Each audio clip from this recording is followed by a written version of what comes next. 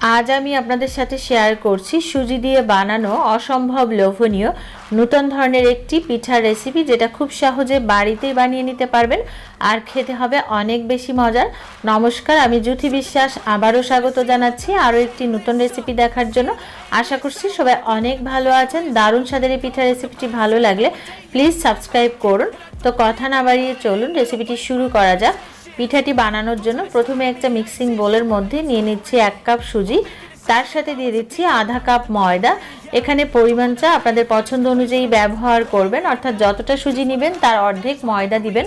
तारपर दिए दिচ্ছি परिमाण मतो गुड़। आमी एखाने खेजुरेर पाचाली गुड़ व्यवहार करेছি, आपनारा चाइले चिनी अथवा आखेर गुड़ दिएও करते पारेन। दिए दिচ্ছি स्वाद मतो नारकेल कोड़ा और दिए दिচ্ছি सामान्य एकटु लवण। तारपर अल्प अल्प परिमाणे जल दिए एकटा लिकुइड बैटार तैरी करे निते हबे।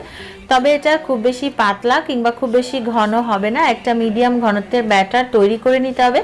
आमी एखाने जल दिए बैटारटा करेছি, आपनारा चाइले लिकुइड दूध दिएও এই ব্যাটারটা তৈরি করে নিতে পারেন। সেক্ষেত্রে এই পিঠাটা খেতে আরো বেশি ভালো লাগবে। আর এই পর্যায়ে আমার ব্যাটারটা রেডি করা হয়ে গেছে, দেখে বুঝতে পারছেন যে ব্যাটারের ঘনত্বটা ঠিক কেমন হবে। তারপর পিঠাটা বানানোর জন্য আমি চুলায় একটা তাওয়া বসিয়ে দিয়েছি আর তাওয়াটা যখন গরম হয়ে গেছে তখন এর মধ্যে সামান্য অয়েল ব্রাশ করে দিচ্ছি। তারপর এই পর্যায়ে চুলার আঁচটা একেবারে লোতে রেখে তাওয়ার উপরে 2 চামচ ব্যাটার দিয়ে এভাবে একটু চামচ দিয়ে বিছিয়ে দিচ্ছি। এতে করে রুটিটা একটু বড় হবে আর খুব দ্রুত এটা ভাজা হয়ে যাবে। আর এই পর্যায়ে রুটিটা বানানোর জন্য চুলার আঁচটা কোনোভাবে হাই ফ্লেম করা যাবে না, এতে করে নিচের অংশটা পুড়ে যাবে। তারপর 2 থেকে 3 মিনিট পর যখন এর উপরের অংশটা ড্রাই হয়ে যাবে তখন এটাকে এভাবে ফোল্ড করে সাইডে সরিয়ে রাখতে হবে, অর্থাৎ তাওয়ার এক সাইডে এটাকে রেখে দিতে হবে। তারপর অপর পাশে খালি জায়গাতে আবারও 2 চামচ ব্যাটার দিয়ে এভাবে বিছিয়ে দিয়ে আবারও একটা রুটি করে নিতে হবে। তারপর সাইডে রাখা রুটিটার সাথে এই রুটিটাকেও একই রকম ভাবে ফোল্ড করে নিতে হবে, অর্থাৎ রোল করে নিতে হবে। আর এই একই রকম ভাবে 3 থেকে 4 লেয়ারে এইভাবে রোল করে নিলেই কিন্তু আজকে সুজির এই রোল পিঠাটা একদম রেডি হয়ে যাবে।